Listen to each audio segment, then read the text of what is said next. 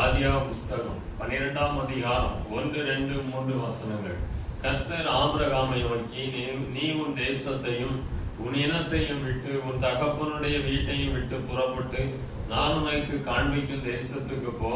நான் உன்னை பெரிய ஜாதியாக்கி உன்னை ஆசீர்வதித்து உன் பெயரை பெருமைப்படுத்துவேன். நீ ஆசீர்வாதமாய் இருப்பாய். உன்னை ஆசீர்வதிக்கிறவர்களை ஆசீர்வதிப்பேன், உன்னை சபிக்கிறவனை சபிப்பேன்.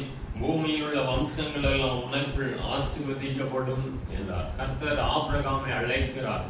நான் உனக்கு காண்பிக்கும் தேசத்துக்கு போ, உன்னை பெரிய ஜாதியாக்கி உன் பெயரை பெருமைப்படுத்துவேன் என்று சொல்லி வாக்குத்தத்தம் கொடுத்து கர்த்தர் ஆபிரகாமை அழைக்கிறார். பிரியமானே, ஊர் என்ற கல்தையருடைய பட்டணம் என்று எழுதப்பட்டிருக்கிறது. இன்றைக்கு இருக்கிற ஈராக் தேசத்திலிருந்து கானான் தேசத்திற்கு கர்த்தர் ஆபிரகாமை அழைக்கிறார். நான் உனக்கு காண்பிக்கும் தேசத்துக்கு போ, உன்னை பெரிய ஜாதியாக்குவேன். 3 விதமான ஆசீர்வாதங்களை கொடுக்கிறார்.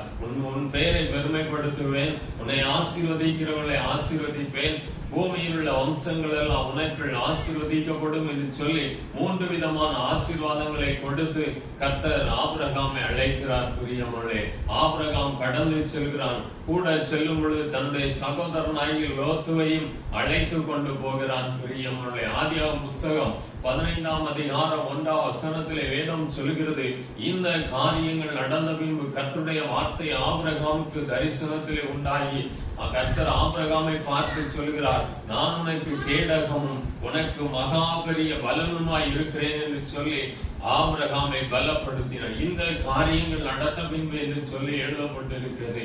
ஆண்டவர் சொன்னார், உன் தேசத்தை விட்டு வா, உன் இனத்தை விட்டு வா என்று சொல்லி. ஆனால் இந்த ஆபிரகாம் தன்னுடைய சகோதரனாகிய லோத்துவையும் அழைத்து கொண்டு போனார். அதனால இந்த காரியங்கள் நடந்த பின்பு ஆபிரகாமுடைய சகோதரனாகிய லோத்துவை பக்கத்து நாட்டு அரசன் சிறைபிடித்து கொண்டு போய்விட்டான்.